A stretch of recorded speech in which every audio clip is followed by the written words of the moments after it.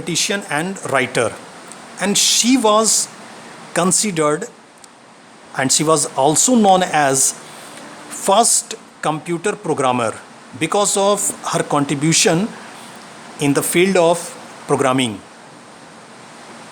Next one is John von Neumann, was a Hungarian. He suggested that both data and instruction can be stored in the memory of the computer. Currently, we are using the computer. The computer stores our information or data.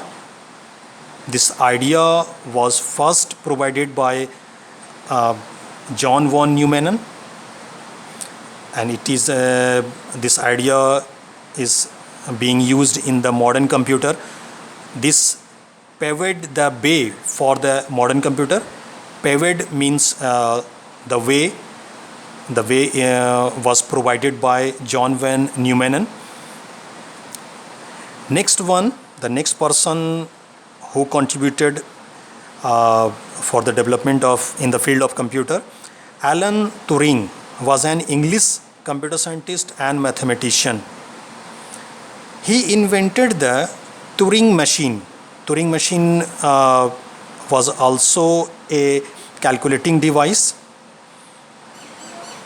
machine that can be considered a model of general purpose computer.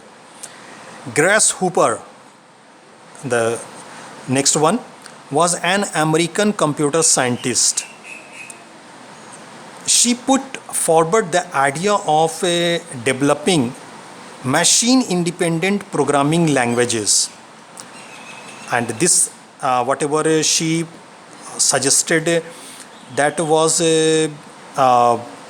after some time considered as or developed as a programming language, that was COBOL, Common Business Oriented Language. This is the full form of COBOL.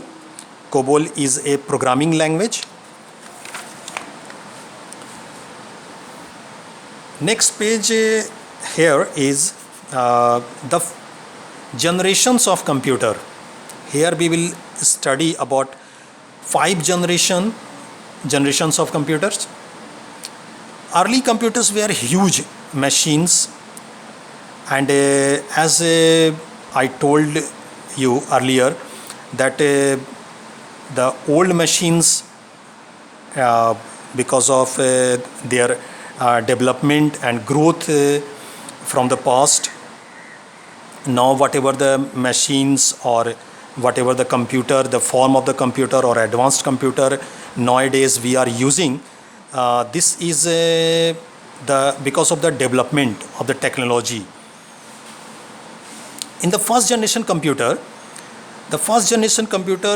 was very costly, consumed a lot of electricity, generate a lot of heat, air conditioner needed, slow input output, and huge size also. One thing more I want to tell you, vacuum tubes used. Vacuum tubes, it is a hardware device. It plays very significant role for inputting and outputting the data or information.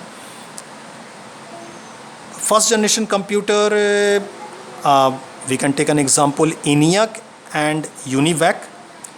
The year 1940 to 1958, during this from 1940 to 1958, this period was considered as first generation of computer.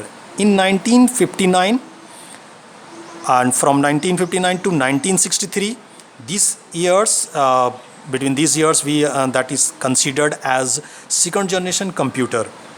Second generation computer was better than the first generation, reliable and faster, smaller in size, generate less heat, consumed lesser electricity as compared to the first generation computers. IBM 1401 is an example of second generation computer. RCA 501, Honeywell 200 is another example of second generation computer. Let's go for the third generation computer.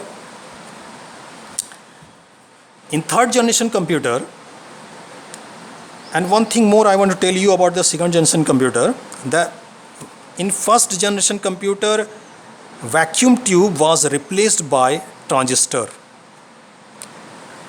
It was a drastic change.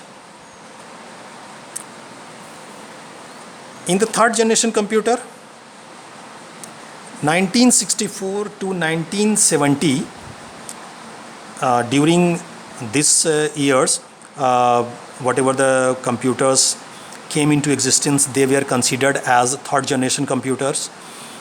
Third generation computer, obviously, it is better than second generation computer, generates less heat, lesser maintenance, air conditioner needed,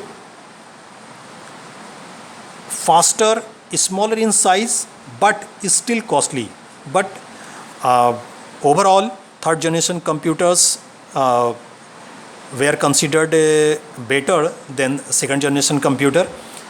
Example we can take as a IBM 360, Apple I, ICL 1900. These computers were considered as second generation computers.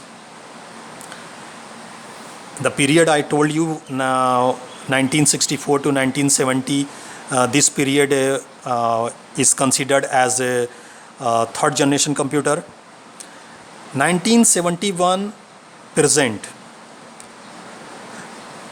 this period is considered the fourth generation computer. Whatever the computers are developed during 1971 to till now are considered as fourth generation computer. Fourth generation computer is far better than far advanced, very advanced than a third generation computer.